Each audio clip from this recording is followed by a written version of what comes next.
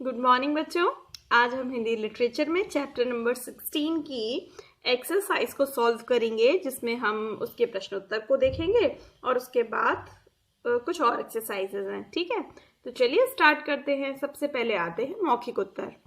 मौखिक प्रश्न जो है ना, वो थोड़े से अच्छे प्रश्न हैं, तो मैंने सोचा कि इनके उत्तर हम लिखित में करते हैं। ठीक, तो पहले हम प्रश्न पढ़ेंगे और फिर देखेंगे कि उनके उत्तरों को कैसे लिखना है।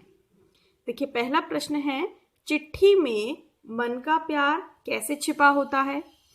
तो चिट्ठी शब्द पढ़कर अभी तो आपको कविता याद आ गई होगी, है ना, कि चिट्ठी में है मन का प्यार, चिट्ठी है घर का अखबार। गाई थी ना हमने उस दिन और पढ़ी भी थी।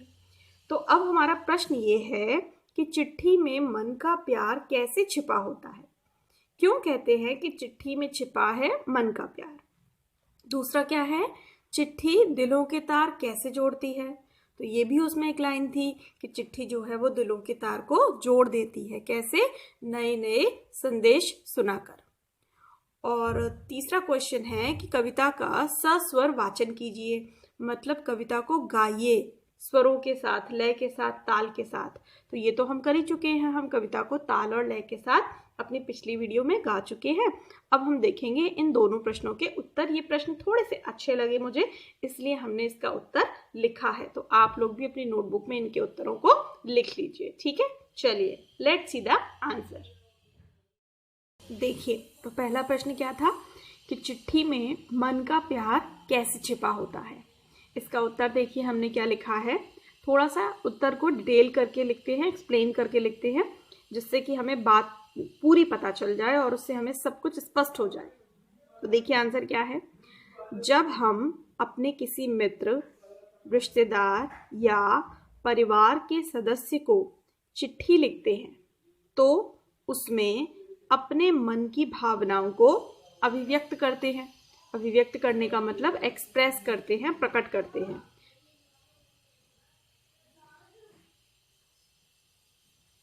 जिससे चिट्ठी पढ़ने वाले को ऐसा लगता है कि इसमें हमारे मन का प्यार छुपा हुआ है। ठीक, तो जब हम अपने किसी मित्र, रिश्तेदार या परिवार के सदस्य को चिट्ठी लिखते हैं तो हम क्या करते हैं, जो भी हमारे मन में बातें होती हैं, जो उनसे हमें करनी होती हैं, उन सारी भावनाओं को अभिव्यक्त करके हम उन सारी बातों को लिखकर हम चिट्ठी में भेज देते हैं। तो जब कोई चिट्ठी पढ़ता है तो उसको चिट्ठी पढ़ते समय ये लगता है कि किसी ने अपने मन की बातें इसमें लिखी हैं, यानी कि किसी के मन का प्यार इसमें छुपा हुआ है। तो इसलिए बोला जाता है कि चिट्ठी में है मन का प्यार, यानी कि चिट्ठी में किसी के मन का प्यार छिपा हुआ है। ठीक है, तो इस बात को हम इस तरह से लिख सकते हैं। ठीक, अब आप इसे याद करके लिख सकते हैं। अब चलिए हम आते हैं अपने प्रश्न नंबर 2 पर। प्रश्न नंबर 2 में क्या है, चिट्ठी दिलों के तार कैसे जोड़ती है। ये बोला जाता है ना कि चिट्ठी दिलों के तार को जोड़ती है। तो दिलों के तार का मतलब क्या होता है, दो लोगों के दिलों को आपस में जोड़ देती है। जैसे आजकल फोन जोड़ता है, पहले के जमाने में चिट्ठी जोड़ती थी। देखिए, चिट्ठी लिखकर हम अपने मन का प्रेम, है ना, या फिर उसके लिए प्रार्थना, या फिर उसके लिए सांत्वना या खुशी एवं दुख प्रकट करते हैं।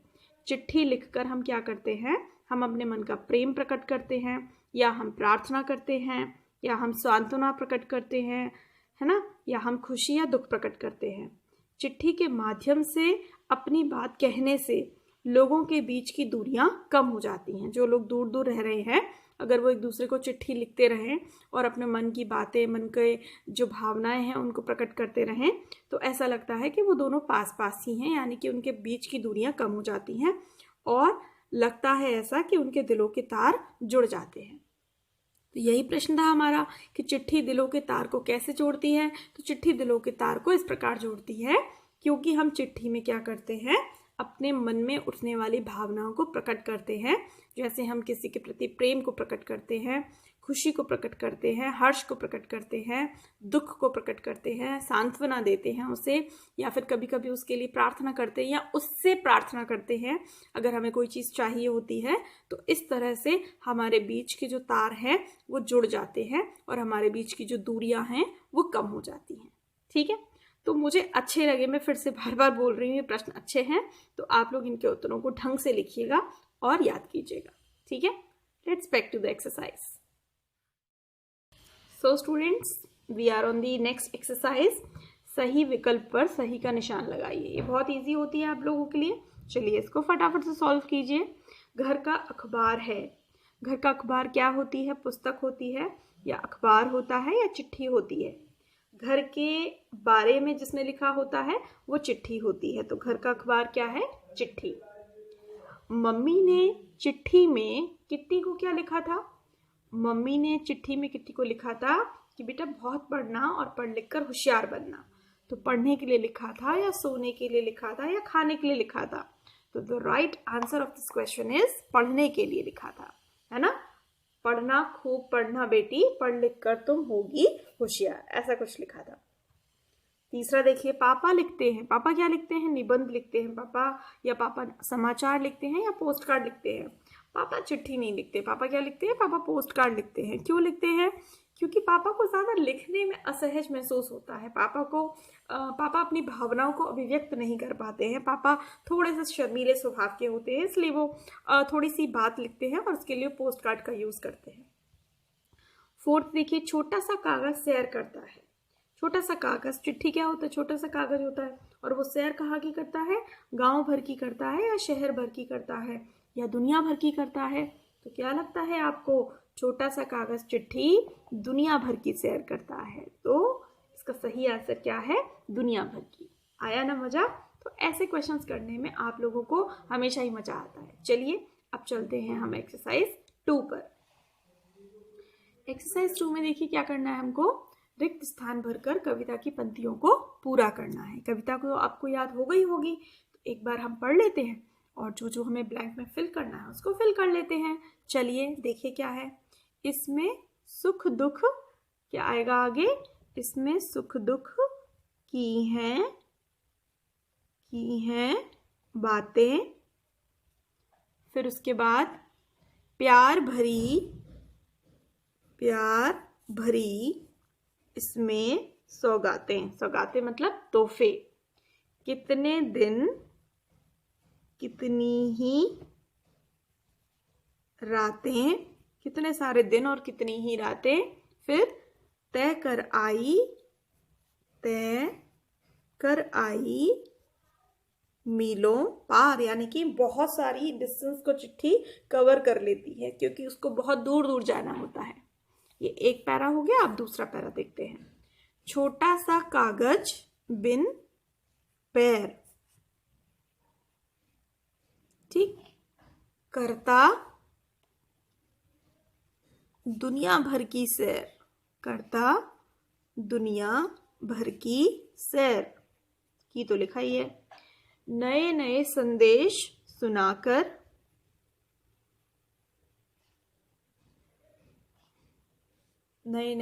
सुनाकर जोड़ रहा है दिल के तार। जोड़ रही है दिल के तार, चिट्ठी है ना, जोड़ रही है दिल के तार, या रहा है, हो सकता है, कागज है ना, तो जोड़ रहा है दिल के तार। ठीक है, तो इस तरह से आप कोई भी कविता है, उसका कोई भी स्टैंजा, कोई भी पार्ट दिया हो, तो आप उसको याद करके अच्छे से लिख सकते हैं। ठीक है, अब आप इसे सॉल्व कर लीजिए। Now moving on to third question. Third question क्या है? नीचे लिखे प्रश्नों के उत्तर लिखने हैं आपको। नीचे लिखे प्रश्न अब जो है ना वो लिखित हैं। इससे पहले हमने जो किए थे वो मौखिक प्रश्न किए थे। देखिए कौन कौन से प्रश्न हैं। मम्मी, पापा और चाचा की चिट्ठी में अलग अलग भाव भरे होते हैं, ये कैसे पता चलता है? हाँ, ये प्रश्न अच्छा है कि मम्मी की चिट्ठी आती है तो पता चल जाता है मम्मी की आई है, पापा की चिट्ठी आई है तो भी पता चल जाता है पापा की आई है, और अगर चाचा की चिट्ठी आई है तो भी पता चल जाता है चाचा की चिट्ठी आई है। तो तीनों की चिट्ठियों में ऐसा क्या होता है जो आपको पहले से पता चल जाता है? हाँ, हर एक की चिट्ठी जो उनकी होती है ना वो कुछ स्पेशल होती है, कुछ विशेष होती है। वो उत्तर हमें लिखना है। दूसरा देखिए, छोटा सा कागज बिन पैर कैसे चल लेता है? अब चिट्ठी को हमने क्या बोला है कि छोटा सा कागज बिन पैर करता दुनिया भर की सैर, तो वो कैसे सैर कर लेता है? उसके पैर तो नहीं होते हैं, तो वो हमें उत्तर में लिखना है। तीसरा देखिए, चिट्ठी को घर का अखबार क्यों कहा गया है? चिट्ठी है, क्या है? चिट्ठी में है मन का प्यार, चिट्ठी है घर का अखबार। तो चिट्ठी को हमने घर का अखबार क्यों बोला है, हमें इसके बारे में लिखना है। तो आइए बच्चों, अब हम इन तीनों प्रश्नों के उत्तरों को देखते हैं, पढ़ते हैं, समझते हैं और उसके बाद फिर लिखते हैं। ओके, देखिए सबसे पहले है प्रश्न नंबर 1। इसकी लेंथ को देखकर घबराना नहीं है। उत्तर अच्छा या बुरा कभी भी उसकी लेंथ को देखकर नहीं कहते हैं कि बड़ा उत्तर है तो नहीं याद होगा या नहीं समझ में आएगा, छोटा होगा तो ज़्यादा अच्छा होगा, ऐसा कुछ नहीं है। आपकी पूरी बात जितने शब्दों में आ जाए आप उतने शब्दों को इस्तेमाल कीजिए उत्तर लिखने के लिए, ठीक है। तो प्रश्न तो आप लोगों ने पढ़ ही लिया है कि मम्मी पापा और चाचा की चिट्ठी में अलग अलग भाव भरे होते हैं। ये कैसे पता चलता है? देखिए, मम्मी की चिट्ठी में बहुत सारा प्यार होता है, पढ़ाई को लेकर चिंता होती है और हमारी सफलता के लिए कामना भरे भाव नजर आते हैं। तो मम्मी की चिट्ठी में बहुत सारा प्यार होता है, पढ़ाई को लेकर मम्मी थोड़ी सी चिंतित रहती हैं तो चिंता की बातें लिखती हैं, और मम्मी हमेशा हमारी सफलता के लिए कामना करती रहती हैं। तो ऐसे ही भाव हमें चिट्ठी में नज़र आते हैं। तो जब ये सारी बातें चिट्ठी पढ़कर आपको महसूस हों तो आप समझ लीजिए कि चिट्ठी किसने लिखी है? योर मम्मा, जी आपकी मम्मी ने लिखी है। आगे देखिए, पापा क्या करते हैं? पापा थोड़े से एक्सप्रेसिव कम होते हैं, है ना, तो पापा थोड़ा छोटा छोटा लिखते हैं। तो पापा क्या करते हैं? पापा अक्सर अपनी भावनाएं अधिक शब्दों में प्रकट नहीं कर पाते हैं और पोस्ट कार्ड पर कुछ बड़े बड़े अक्षरों में अपनी बात लिखकर भेज देते हैं। तो जब भी पोस्ट कार्ड आए तो समझिए किसने लिखा है? पापा ने लिखा है, क्योंकि पापा करते ज़्यादा हैं, कहते कम हैं, है ना, पापा की खासियत होती है ना। तो पापा को हमेशा हमने अंडर एस्टिमेट किया होता है, पापा को उतनी रिस्पेक्ट नहीं देते हैं जितनी मम्मी को देती हैं। बट नहीं, ऐसा नहीं करना चाहिए, हमारे लिए दोनों इक्वल हैं, जितने इंपॉर्टेंट पापा हैं मम्मी हैं, मतलब दोनों इक्वली इंपॉर्टेंट है, ठीक है। तो पापा पोस्ट कार्ड पर बड़े बड़े अक्षर लिखकर अपनी अपनी जो मेन बात होती है वो भेज देते हैं। तो ऐसी कोई चिट्ठी आ जाए तो समझ लेना कि your father has written it. अब चाचा की चिट्ठी में क्या होता है? देखिए कि चाचा की चिट्ठी का तो हमें बेहद इंतज़ार रहता है। अगर किसी के चाचा हैं तो बहुत अच्छे से वो बच्चे जानते होंगे कि we love our chacha more than our mummy and papa. ऐसा होता है, क्यों? क्योंकि ना चाचा बड़े क्यूट से होते हैं। एक तो ना चाचा हमको जज नहीं करते और हमारी हर मनमानी पूरी कर देते हैं, बाज़ार से हमें चीज़ें ला के देते रहते हैं, ठीक है। तो चाचा के साथ हमारा रिश्ता ना बड़ा जॉली सा होता है, क्यूट सा होता है। तो चाचा की चिट्ठी का तो हमें बेहद इंतज़ार रहता है, क्योंकि वे चिट्ठी के साथ हमारे लिए एक बड़ा तोहफा भी भेजते हैं। चाचा को पता होता है ना कि हमें क्या ज़रूरत है, किस चीज़ की ज़रूरत है, चाचा उसको प्लान करके ख़रीद के रखते हैं, और जब भी कोई ओकेज़न होता है, कोई मौका होता है, तो उसको चिट्ठी लिख के उसको हमारे पास भेज देते हैं। अगर हम अपने घर से दूर रह रहे होते हैं तो बड़ा सा डब्बा आ जाए ना जब चिट्ठी के साथ, समझ लीजिए कि हाँ आपके चाचा ने चिट्ठी भेजी है। तो ये कुछ छोटी छोटी चीज़ें हैं, जेस्चर्स हैं, जिनसे हमें पता लगता है कि ये चिट्ठियाँ जो हैं वो हमारे मम्मी पापा या चाचा की हैं। कैसा लगा आपको आंसर? अच्छा है ना? मुझे तो अच्छा लगा। चलिए अब हम चलते हैं नेक्स्ट आंसर पे। चलिए क्वेश्चन नंबर 4 का आंसर देखिए। छोटा सा कागज बिन पैर कैसे चल लेता है? ठीक है, छोटा सा कागज होती है चिट्ठी और उसके पैर भी नहीं होते तो वो कैसे चलता है? देखिए, चिट्ठी एक छोटा सा कागज होता है जिसके पैर नहीं होते हैं, लेकिन फिर भी यह एक शहर से दूसरे शहर और एक देश से दूसरे देश पहुंच जाती है। कैसे पहुंच जाती है? चिट्ठी को पैर देने का काम डाकिया अंकल का होता है। जो हमारे पोस्टमैन अंकल होते हैं वो चिट्ठी को पैर देते हैं। हम अपनी चिट्ठी पोस्ट बॉक्स में डाल देते हैं और वहां से उसे सही पते पर डाकिया अंकल की मदद से पहुंचा दिया जाता है, ठीक है। तो पूरी बात मुझे आंसर में लिखनी पसंद है, जो कि मैं आप लोगों को सिखा रही हूँ कि एक लाइन का आंसर लिखने का ना सोचा करें, ये ना सोचा करें कि आंसर बड़ा हो रहा है, ये सोचकर आंसर लिखा करें कि इसमें हमारी पूरी बात अच्छे से आ जाए, ठीक है। एक बार फिर से देखिए कि चिट्ठी एक छोटा सा कागज होता है जिसके पैर नहीं होते हैं, लेकिन फिर भी यह एक शहर से दूसरे शहर और एक देश से दूसरे देश पहुंच जाती है। तो चिट्ठी को पैर देने का काम कौन करते हैं? डाकिया अंकल करते हैं। हम अपनी चिट्ठी को पोस्ट बॉक्स में डाल देते हैं और वहां से उसे सही पते पर पहुंचा दिया जाता है, ठीक है। अब आप लोग इसको लिख सकते हैं। चलिए moving on to next question. Question number 5 is this. चिट्ठी को घर का अखबार क्यों कहा गया है?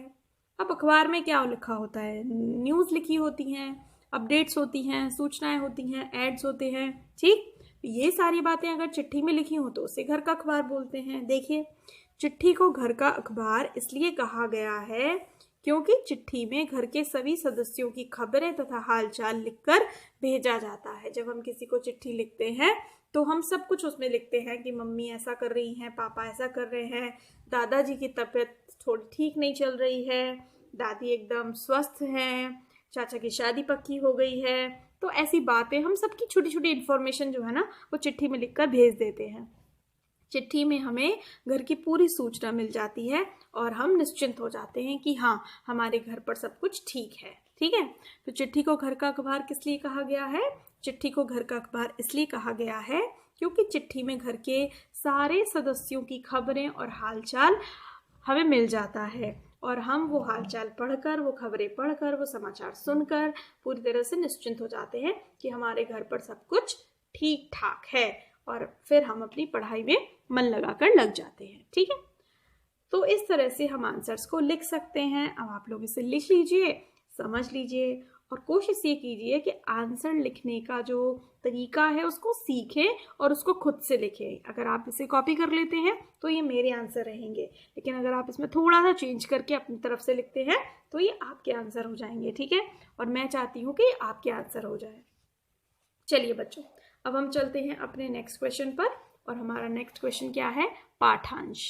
जी हाँ, हिंदी ग्रामर में हम पाठांश या अपठित गद्यांश पढ़ चुके हैं और इसमें अब हम पाठ का अंश पढ़ते हैं। क्या है देखिए, नीचे दिए गए पाठांश को पढ़कर प्रश्नों के उत्तर देने हैं। तो पाठांश है, मैं पूरा पाठांश आपको पढ़ देती हूँ। वो कविता का ही एक स्टैंजा है कि पापा पोस्ट कार्ड लिखते हैं, घने घने अक्षर दिखते हैं, जब आता है बड़ा लिफाफा समझो चाचा का उपहार। ये आपका स्टैंजा है। इस पर 3 प्रश्न हैं, उनके प्रश्नों के उत्तर आपको लिखने हैं। चलिए प्रश्न देखते हैं। तो बच्चों, ये रहे आपका बाकी का स्टैंजा और उसके नीचे प्रश्न। प्रश्न ये है, पोस्ट कार्ड कौन लिखता है? पोस्ट कार्ड कौन लिखता है? पोस्ट कार्ड लिखते हैं पापा, तो पोस्ट कार्ड पापा लिखते हैं।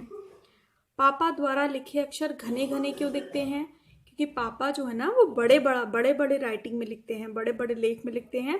पोस्ट कार्ड छोटा सा होता है और उस छोटे से पोस्ट कार्ड पर उन्होंने 2-4 लाइनें लिखी होती हैं, तो उन लाइनों में उन्होंने बड़े बड़े शब्दों का प्रयोग, अक्षरों का प्रयोग किया होता है, इसलिए पापा के लिखे अक्षर घने घने दिखते हैं। ठीक है, पापा द्वारा लिखे अक्षर घने घने क्यों दिखते हैं? पापा द्वारा लिखे गए अक्षर घने घने इसलिए दिखते हैं क्योंकि पापा उसको पोस्ट कार्ड पर लिखते हैं। ठीक, और वो उनका जो राइटिंग है वो बड़ा बड़ा होता है। तीसरा देखिए, चाचा ज्यादा प्यार करते हैं, ये कैसे कहा जाता है? चाचा ज़्यादा प्यार करते हैं, इसको हम इस बात से समझ सकते हैं क्योंकि चाचा हमारी हर मनमानी पूरी करते हैं और हमारे को बहुत अच्छे अच्छे और बड़े बड़े तोहफे भेजते हैं। और तोहफे पाना तो सभी को अच्छा लगता है, चाहे वो बच्चा हो या बड़ा हो। तो बच्चों को तो खास तौर से अच्छा लगता है, तो इसीलिए बच्चे अपने चाचा से ज़्यादा कनेक्ट रहते हैं, पापा से थोड़ा कम कनेक्ट रहते हैं। क्योंकि तो पापा, मैंने कहा ना, एक्सप्रेसिव कम होते हैं, गुस्सा कर देते हैं पापा, है ना। चाचा गुस्सा नहीं करते हैं, तो इसलिए पापा से थोड़ा डर लगता है, पापा से हम दूर दूर कटे कटे रहते हैं और चाचा के क्लोज होते हैं। अगर हमें पापा से कोई बात भी करनी है तो चाचा के थ्रू करके करते हैं, पहले चाचा से बोलते हैं और फिर वो बात पापा तक पहुँच जाती है। तो इस तरह से हम अपना काम चलाते हैं।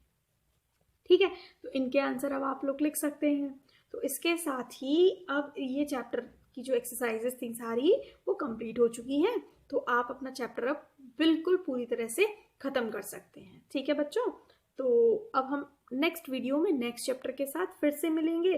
तब तक पढ़ते रहिए, सीखते रहिए और सिखाते रहिए और एनवायरनमेंट का, नेचर का ध्यान रखिए। Okay, bye bye.